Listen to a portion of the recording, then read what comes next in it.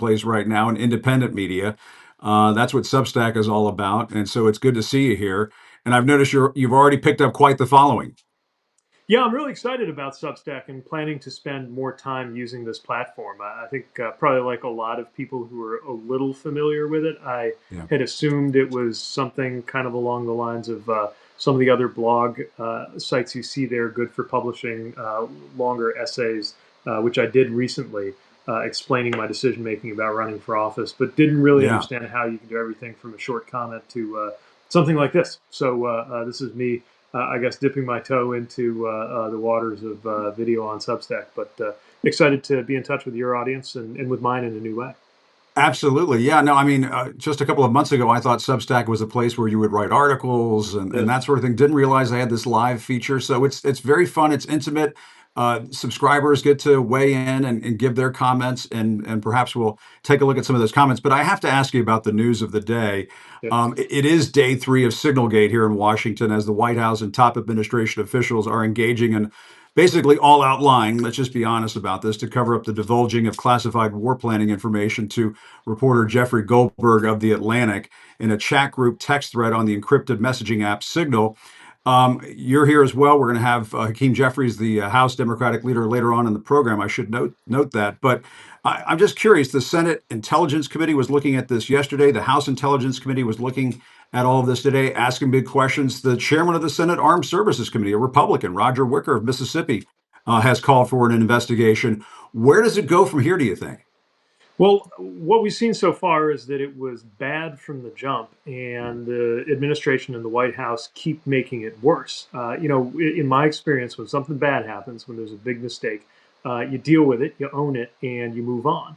Especially if you want people to believe that you care about accountability.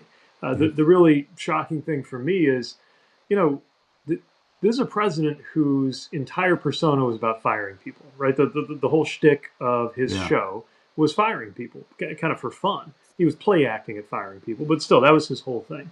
Now, in my experience, including as mayor of a city, I hated firing people, but there were times when you had to hold somebody accountable for their performance and they had to go. We're seeing no indication of that here. On the contrary, we are seeing what is at best stonewalling, at worst lying to Congress. Somewhere on that spectrum, that's exactly what's been happening these last couple days. Congress has questions, really basic questions, like, were you using your personal phone? How Yeah. could somebody have gotten onto this chat who wasn't authorized? Why were you discussing highly sensitive, classified information on an unclassified channel? If you're claiming for some reason this somehow wasn't classified, what's up with that? Because it definitely should have been. And a whole bunch Right. of other questions, and they won't even answer the basic factual questions, or when they do, they don't seem to be telling the truth. So where do we go from here? I think this is a moment of truth for Congress, because this should not be a Democrat Republican thing. I mean, Yeah. if this happened in a Democratic administration, I would be just as horrified, and I think Americans would be just as upset. And I can tell you, I think Congress, Democrat or Republican, would have been all over us if Oh, anything of yeah. these proportions had ever happened during Yeah. the time that I was involved in administration. To say nothing of what happened, part of me thinks of this as a former cabinet member. Yeah. Part of me thinks of this as a former intelligence officer. Right. If anything even close to this had happened when I was a lieutenant, I mean, they would have had your ass so quickly. I can't even begin to tell you how much trouble you would have been in and how fast.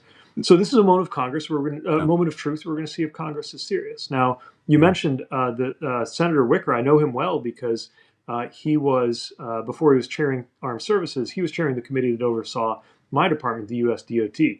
He is very conservative, very Republican, but I have also seen him show a lot of integrity over the years. It'd be very interesting to see what he does next. Yeah, and I mean, let's talk about another Pete, Pete Hegseth, the Secretary of Defense, because during his confirmation hearings, he was all about, you should be merit-based. He was very anti-DEI. He suggested that anybody who got a position at the Pentagon who was not a white Christian was basically there because of DEI, and it wasn't merit-based. And all along, a lot of the critics were saying, "Well, what about you, Secretary Hegseth? You didn't exactly become this nominee for Secretary of Defense just on merit. I mean, it was mainly because Donald Trump liked watching you on Fox." I mean, this is what he texted in this group chat. I'm just going to read some of this for our viewers who are just catching up on this. Time now, 11:44 Eastern Time. Weather is favorable. Just confirmed with CENTCOM. We are a go for mission launch. 12:15 Eastern Time, F-18's launch. Goes on and on, Pete. And the astounding thing to me is the way the administration is trying to say, oh, well, this isn't classified information or this isn't war planning information. It's clearly, if you go through these texts, it's very detailed attack planning for these airstrikes. And it just strikes me as amateur hour over there at the Pentagon and among several of these folks who were on this group chat. Well, they would be a lot more credible if they said, yeah, this was a huge screw up and here's Yeah, how it happened. We're getting to the bottom of it. Instead, they're trying to minimize it. I mean, trying to quibble over the difference between a war plan and a battle plan or an attack plan and a right, strike plan. right, The point is that sensitive information about an impending military attack involving physical movements of U.S. troops in a kinetic environment was sent on an unclassified channel and sent to the wrong guy. right. And it's a good thing it wasn't the wrong guy, because this Exactly. could have gone to the Russian ambassador. Who knows who could have gotten this? And just as importantly, if we know about this one time, and we're only what, a few weeks into this administration, how many other times might this have happened that we don't know about because the person who found out about it at best kept it to themselves and at worst used it in some nefarious way? Yeah, that's true. And Senator Adam Schiff is requesting information on the travels of Director of National Intelligence Tulsi Gabbard and the U.S. Special Envoy Steve Witkoff. Witkoff. And one of the reasons why is because Witkoff apparently was in Russia at the time, meeting with Russian President Vladimir Putin. Pete, I remember during my days covering the White House during the Trump White House. We went to Beijing for a POTUS trip to see Xi Jinping. They took, we had to give up our phones, we had to give up our laptops. You couldn't bring, comms equipment into Beijing because you had the assumption that everything was going to be hacked into. You have to have the assumption Yep. that Witkoff knew that, or the people around him knew that his devices were going to be hacked into by the Russians or surveilled by the Russians. I mean, that is a scary proposition there that perhaps his devices were being surveilled as he was, involved in this group chat. Absolutely. Look, we Yeah. don't know what he, if anything, he would have been doing with his personal device in Russia, but that's exactly one of the questions that needs to be very quickly answered. When I went to Ukraine, uh, I left my phone with somebody on the other side of the border, just knowing how much Russian surveillance could be in there. And so the idea that Right. somebody, again, it almost defies imagination. We're talking about basically a text thread with the Vice President of the United States, SecDef, and a whole bunch of others on somebody's phone while they were in Russia. We need some answers on that. Yeah. We know the kinds of things that they do by way of phone hacking. By the way, this is exactly why we have classified systems Right. for That's right. discussing this kind of thing. And Yeah. it's not like it's impossible for these guys to get onto a classified system. Some of them, like the Secretary of Defense and the VP, literally have an airplane going with them, not just for convenience, but specifically to carry the kind of the kind of hardened communication systems that are not susceptible to that kind of interference or espionage, so that you can, I don't know, do things like talk about a military attack before it happens without wondering if it was Yeah. going to get into the wrong hands.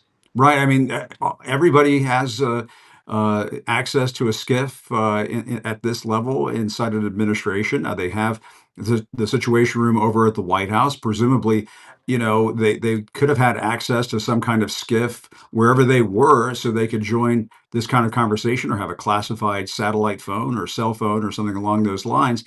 And I mean, Jeffrey Goldberg picked up on this because he was getting a text. I think he said in this parking lot of a Safeway in the Right. DC area, which is incredible. Hakeem Jeffries, who's going to be on in the program in a little bit, has called for Pete Hegseth to be fired. Do you think head should roll? We should see somebody fired over this? Yeah, no question. Yeah. Even more so because he has refused to take responsibility. If you screw up this badly, the very least you could do to save your job would be to man up, explain yourself, and make clear why it wouldn't happen again. I don't think that would have been good enough, but it would have been better than just blurting out insults at the reporter who was involved Yeah. and not answering any of the actual questions when he was asked about this after having, I think some time during his plane ride to think up a better answer. The other thing that he needs to explain, and this is a question Congress I know is asking, and it would be the first question I would be asking if I were the president and knew this happened, is how did the information move from a classified system to an unclassified system? I mean, again, the Right. amount of trouble you could get in as a sergeant in the Army, Unbelievable. if you Yeah. took a sheet of paper that was printed off a top secret printer and left it in a folder that could have gone into a non top secret room is enormous. There Yeah. are whole different computer systems. So this information was on a classified system, and then it wasn't. Somebody Yeah. moved it, and that somebody, it would appear, would be Secretary Hegseth. He Yeah. needs to explain how he did that and why. Yeah, there's no question about it, and it's not going to be. I mean, you have to have hearings. It seems to me with these individuals testifying, or else it's just a cover up, and they're trying to sweep it under the rug. And I suppose, Trump appears to be in the middle of that right now. He's trying to change the subject, wag the dog a little bit. Apparently, he's announcing tariffs on the auto industry at this hour. I do want to switch to other topics because I know you did think about running for the Senate for governor in Michigan. That's a state that has been affected by tariffs put in place by the Trump administration, by Donald Trump. What do you think about the way he has handled these tariffs? Do you like tariffs? What are your views on tariffs?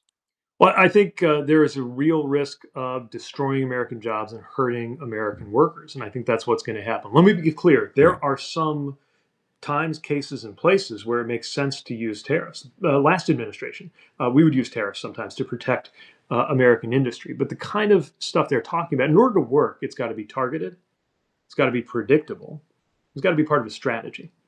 What we're seeing here is this incredibly chaotic on again, off again. I've talked to small business owners as Mhm. well as people in industry who are kind of paralyzed because they don't know how to respond to this given that it keeps changing from week to week. We know this is going to make cars more expensive. Our whole policy when I was in Washington was try to make cars less expensive. They seem to be deliberately making cars more expensive Right. at a time when the biggest problem in our economy is still affordability and things costing too much. And Yeah. what we're seeing here is an incredibly reckless approach. Now we'll see exactly what is going to be announced today, but given their Yeah. track record so far, it's not very encouraging, especially when you see the chaos that it's already brought to the auto industry. And Yeah. look, the auto industry is at the heart of why I'm in public life. I grew up in a city that was a company town for Studebaker. They Mm. made cars until 1963 when the last Studebaker rolled off the line. And And 50 congrats to years you, Pete, later, for knowing what a Studebaker is. But anyway, go ahead. oh, yeah, I mean, where I'm from, that's a huge deal. South Bend, Yeah. Indiana, much bigger employer than Notre Dame ever was at the Yeah. time, was Studebaker. Wow. And when I became mayor 50 years later, we as a city were still licking our wounds from losing that kind of manufacturing. Um, so much so that the whole kind of project of the time I was in office was to move on from that economically. And then I Mm. got into politics, running against an ideologue who was the state treasurer of Indiana, who tried to block the Obama Biden administration when they were Mm. saving Chrysler, because I Wow. knew what letting Chrysler go out of business would do, and I wanted to take a stand for them. I didn't win that race, but that was the first race I ever ran. Wow. I really care about this stuff, Mm. and having grown up in a former auto town, living now in America's biggest auto state of Michigan, they're playing with people's lives. Whether you work Yeah. directly in the auto industry and your jobs could be on the line, or whether you're just like most of us and you're hoping to be able to afford your next car and Yeah. not wanting to see the prices go through the roof. Yeah, I mean, and sure, the Democrats lost in the 2024 race, but the economy was trending in the right direction. I mean, I think just about if you turn on CNBC, just about anybody who comments on CNBC would agree that the economy was heading in the right direction. Stock market was looking good, the jobs picture was looking good, inflation was trending in the right direction, and now there's a huge amount of economic uncertainty in the air. Wall Street does not know what to make of the tariffs that are being put in place. They don't know what the effect is going to be on inflation. Over at the Fed, they just don't seem to know what to do about interest rates at this point because of what's taking place with these tariffs. And I'm just curious what your thoughts are on how to perhaps add a little more certainty to the economy right now. I mean, should Trump just reverse course on these tariffs? I mean, what's the Buttigieg? Yeah, I mean, I know look, we're a I'm long way not off here to from say 2028, everything. but what are your thoughts? Yeah, Yeah, I'm not here to say everything was fine a year yeah, ago and we should make it sure, just like it was. yeah, Here's the way I would put it: the economy that was handed to the Trump administration had a lot of things going well and a lot of things that were not going well. So let's break this down a little bit. What was going well? Actually, one of the things that was going best was investments in factories. The most factory building in my lifetime happened last year. The jobs numbers were looking good. The stock market was high, but what was the thing that was not going well? That was prices, affordability. Right Yeah. now, here's the really weird thing. What they're doing now is upside down. The problems that you would theoretically solve with tariffs was if nobody was building factories. But like I just Mhm. said, factories here, manufacturing here was It, rising. it was moving. Yes, exactly. Meanwhile, the thing that tariffs definitely make worse is prices. So you're making the thing that was worst in our economy, which is prices, you're making it even worse in order to theoretically do something about jobs and manufacturing. But those were some of the things in our economy that were headed in the right direction. So it's Yeah. perfectly upside down. Yeah. And I mean, the other thing that has gotten people pretty fired up these days is what Elon Musk is doing with Doge. I mean, to me, it's kind of staggering that you would see, the richest man in the world be given the keys to, basically every federal agency. And, and in cases where they don't have the keys, they're trying to barge their way in and take over these agencies. And in some cases, you have these young staffers at Doge trying to get access to people's personal private information. They're hoovering up data at various agencies and so on. I guess, first of all, your thoughts on what Elon Musk has been doing as he's been given a very big role in this administration, and then also the impact of places like the Social Security Administration. One thing that's been coming out in the last couple of days, there are all these job and staff cuts over at Social Security, and it's leading to long lines and a great deal of stress from people wondering, am I going to be able to get my Social Security check? Look, to me, the whole point of government is to deliver services that make people better off and to help make people free, to protect people so that you're more free in your everyday life. And what we're seeing here, look, in theory, what they claim they're doing is something that if they were actually doing it, I would love to see, which is finding cases where something is broken or wasteful in the government and fixing it. If that was really the mission, I'd be all on board because I can tell you, both as an American and as somebody who's been in the middle Yeah. of a big federal agency, there's all kinds of things I would like to change. We changed what we could when I was in there. There's more to do to make things less bureaucratic, simpler, more straightforward, more transparent. If Doge was about that, I would be cheering them on. But instead, what we're seeing is they're just breaking stuff right and left. And the most important thing is results. You mentioned Social Security, and this is a huge deal. And you can't fake this. If you're watching this and you're on Social Security and you have uh, gotten on the phone trying to get something done, you're probably aware that the wait times have doubled on the phone lines since these guys came in. Yeah. They've taken some things, you can't even do them over the phone anymore. You've got to, they're telling people to go online. They're telling seniors, they're telling people in their 80s and 90s to just do it online. Yeah, and there was some guy out in Seattle who was told, this was reported in the Seattle newspaper, that they think he was dead and that he couldn't collect any more Social Security payments, so he had to go down to his local Social Security office, and he tried to jump the line, is what he told the local press out in Seattle, so he can get to the bottom of what was going on. I mean, it just seems that people are freaked out right now about Social Security. And then just the other day, the Commerce Secretary, Howard Lutnick, who is a billionaire, he's one of several billionaires in this administration, said his mother-in-law would not complain if she didn't receive her Social Security check. I mean, I just thought that was the epitome of being tone deaf. What in the world are they thinking over there making those kinds of comments? Look, I don't think they're terribly worried about Social Security. Yeah. These are very rich men. More than that, I mean, a lot of them Yeah. ideologically would rather not have Social Security, which is why Project 2025 contains a lot of evidence of their agenda. Yeah. It's one more part of this very ideological agenda. I got a piece of mail right here in my mailbox in Michigan during the campaign from the Trump campaign, swearing up and down that Donald Trump had nothing to do with Project 2025. Yeah. But now we're seeing that agenda play out in a lot of different ways. And one of them is Republicans have been trying to dismantle or privatize Social Security for decades. And now they feel like they have their chance. Now they know that if they just passed a bill to get rid of Social Security, the American people wouldn't stand for it. So instead, they're kind of screwing it up from the inside. They're making it kind of a self-fulfilling prophecy as they break the system. But we got to get out of this idea that these are quote unquote entitlements. This is something you pay for. And Right. you and I and every American worker on our paycheck, we pay into this system. It's an insurance system, not a Yeah. gift. And they're screwing it up from the inside. Yeah, I mean, and I've heard you describe yourself as an elder millennial. I consider myself a youthful Gen Xer. And if somebody takes my Social Security away before I turn whatever it is, 62, 65, 67, whatever it is, I'm going to be pretty pissed off. I mean, I'll just be really honest with you. I just, Yeah, and I probably don't need Social Security to retire. I will admit that, having worked in the news business for a long time, I should be okay. But hell, if I'm not going to get that money that I paid into the system, and I think a lot of other people feel the same. I think about my dad, my parents who worked blue collar jobs, raising me. I mean, you can't monkey around with that system. that's right. Because Yeah, people really do count on it. And look, yeah, I think there's actually a through line here between the news of the day on Signalgate or whatever we're going to call it, and this stuff with Social Security, which is they're incredibly reckless because they're not that worried about it. Most of the folks playing these games fast and loose with classified information or sensitive information that could get American troops killed, uh, you know, they're not very close to the front lines here, right? It's not yeah, their personal problem. And yeah, same thing on the economy.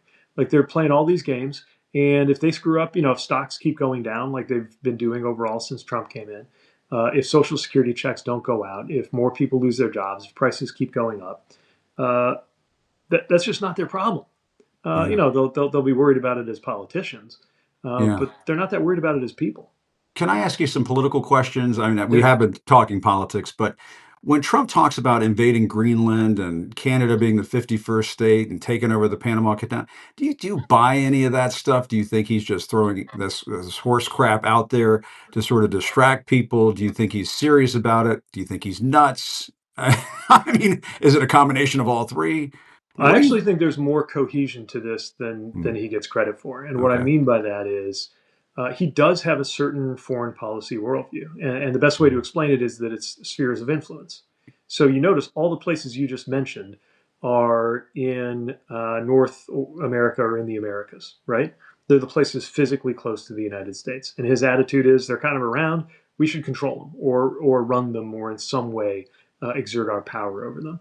And if you think about it that way, that helps to explain his attitude toward Russia. I mean, there might be some other Yeah, stuff going on with him and Putin. I don't know. But yeah, well, one thing that you see is, there's this idea. All right, Russia can throw their weight around in their backyard, and America can throw our weight around in our yard. And it's a completely different idea from the idea that values and rules should matter. And one area where this could come to a head is when it comes to China, because even though there's a lot of belligerent rhetoric around China, for a guy like Donald Trump who thinks that if you have enough power, you should be able to do what you want in your backyard, if push came to shove in Taiwan, do you really think Donald Trump's going to be a credible yeah. defender of Taiwanese autonomy, or do you think he's going to try to cut the deal of the century?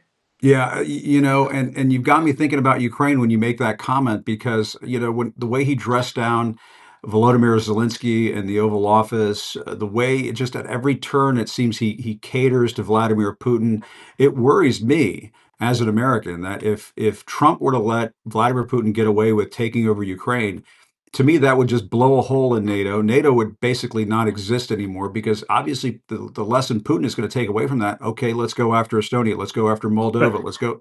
What are your thoughts on that?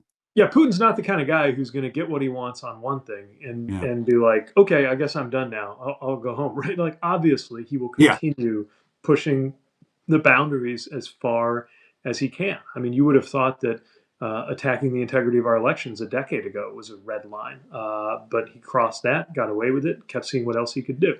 Yeah. Um, and now you've got, obviously he's playing for Ukraine. There's so many other areas where, whether it's an outright invasion or some other uh, uh, way that he asserts influence, of course he's going to Yeah. keep going. Of course. Okay, I've got to ask you this. How's it going being a dad? You said you didn't want to run in Michigan. I assume that's because, and I worked at the White House for 7.5 years covering Obama and Trump. I knew I needed a break after that was done. I'm sure you needed a break after you're done being the Secretary of Transportation, which is a much bigger job. How's it going being a dad? Are you resting up for 2028? I turned that into a political question. So there you go. Well, look, on 28, it's just too soon to know what the world's going to look like and what my life is going to look like. But what I will say is, I'm really enjoying being a dad, being more invested in that. Obviously, I did my best while I was serving as secretary to be there Yeah. for my kids and be there for Chasten, my husband, who was doing so much of the lifting. But you got a job like that, and you're on the road, at least half the time. And even when you're there, you're not exactly there. Phone calls in the middle of the night. Matter of fact, as we speak, this is the 1 year mark since the Francis Scott Key Bridge collapse, which That's was right. one of many of those grave moments where you get a call in the middle of the night and then it's 24/7 for a while. So uh, being able to turn the ringer of my phone off, um, It's not being that. able to be the one dropping off the kids most days at school, being able to just read to them and do my part getting lunch and dinner ready, has been great. I mean, it's Yeah. work. Parenting is work. It's the hardest thing I think Chasten or I have ever done, but it's also the best. And it's just every day there's something new or something funny about him. It's funny. Yeah. The other day I was putting them to bed, and a lot of times the last thing they ask me before I try to get them to sleep is to tell them about my work. I don't know how this started, but they started doing this now. It's part of the routine. And I actually got to where I could explain my work as secretary, Yeah. because they understood transportation, right? They know what trucks and bridges and planes are, and I tried to explain it that way. So now I was thinking about how to answer the question, and one thing that I am doing by way of employment, 1 day a week I teach at the University of Chicago. And so I explained to our daughter, I said, well, right now I'm working as a teacher for grown-ups. And she said, you're not a teacher. I was like, yeah, I'm sort of a teacher for grown-ups. And then she looked really sad and she said, but I thought you were my papa. I said, well, yeah, no, Aw. totally, definitely that. But also have this work. And then She she doesn't said, want dad to go back to work. yeah. And then she says, it's hard to be both. I was like, Yeah. boy, you have put your finger on something. And it's, as a 3 year old, it is hard to. Luckily, my Chicago Yeah. gig is not nearly as demanding as public service was. But anyway, bottom line, they're doing great. They're doing all the things 3 year olds do. It's chaotic and beautiful, and I'm really thankful to have this time with them. Yeah.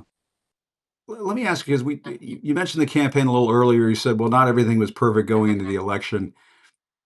If there was one thing you could go back and change, and you weren't on the ticket, but if there was one thing you could go back and change, one thing that the Democrats should have talked about more, have you been able to put your finger on that? Yeah, there's plenty of things. Look, Yeah. for 2 or 3 years running, our party should have been clearer about the border being a real problem, about immigration policy, and what we were doing about it, and conveyed the difference that it made when there was the executive action. Though that came in the fourth year, I think if that had come in the second year instead, things might have been very different. I think that we rightly felt it was our job to point out the things that were going well in the economy, but really struggled to make it clear that we understood what was going wrong in the economy. Yeah. And I think we got painted into a corner because we care so deeply, and rightly so, about making sure that vulnerable groups don't get discriminated against. We allowed Republicans to make it sound like we only cared about certain groups when Mm. our whole guiding light is to make sure that everybody can thrive in this country. Yeah. And will you kill me if I ask this? Did President Biden wait too long to get out? That's the one that's been on my mind, and I'm just wondering what you think. I don't know what would have happened if he'd made his decision Yeah. earlier. It's easy to imagine, to speculate, coulda, woulda, shoulda. The reality is Yeah. is we don't know. I mean, one thing we do know is that the incumbent government, the incumbent party, pretty much any developed country in the last couple years Yep. struggled, and I think we saw that dynamic play out. Yeah. But of course, you do ask yourself if the VP had a year, or if we'd had a whole open primary process, what would things have been like? And just by definition, all we can do about that is speculate. And that's true. I mean, I had so many Democrats say to me during the camp, I just don't know that much about her. I wish I knew more about it. And the clock was ticking, time was running out. Um, what do you, last question here, jumping all over the place here at the end, then I'll let you go, I promise. Your thoughts on these rallies that are just coming out of nowhere? Because for a while there, it seemed like Democrats were in the fetal position. Yeah. they were they were a little despondent. Let's just to be diplomatic after the election was over. But there's some real fieriness that we're seeing out on the campaign trail now, and these town people are pissed. They're pissed Yeah. the f off. They're angry. They're angry at Elon Musk. They're really angry at Donald Trump. What are you seeing out there when you're seeing these rallies?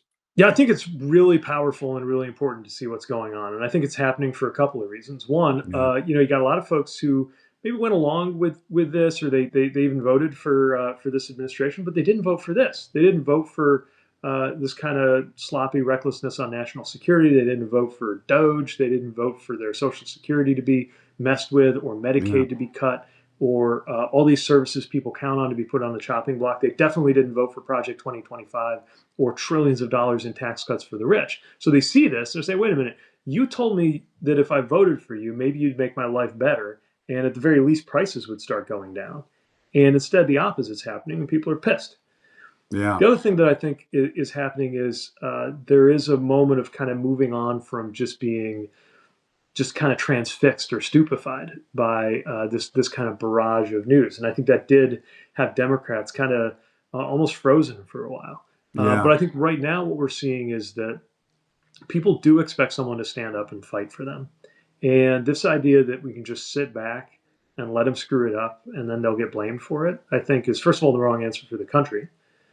And also, I don't think it's smart politics because yeah, while this group that's in charge right now is obviously not fantastic at responsible government, they are very, very talented at shifting blame. So yeah, let's speak up before and not after they screw everything up. But yeah, just as importantly, talk about what we do differently. And that's the other thing I think people are really craving. Not just a yeah. strong opposition, not just a powerful critique, not just the zinger explaining why what they're doing is so bad. Show what we'd be doing that's a lot better. Yeah. Pete Buttigieg, thank you so much for your time. Really appreciate it. We could go on, and we'll just do that another time if it's okay. I I'll love it. bother you again in the future. And best of luck on Substack. You're already blowing up, so I'm seeing this in my rearview mirror. Images may be faster or closer than they appear, whatever that thing is that you see on the side view mirror. Pete Buttigieg, great to talk to you. Have fun with the kids. Thanks a lot. Really appreciate the time. Same here. Thanks a lot. All Enjoyed right, it. take care. Take care. All right. That was Pete Buttigieg. All right, as I mentioned, this is a big day on the Jim Acosta show. We're doing.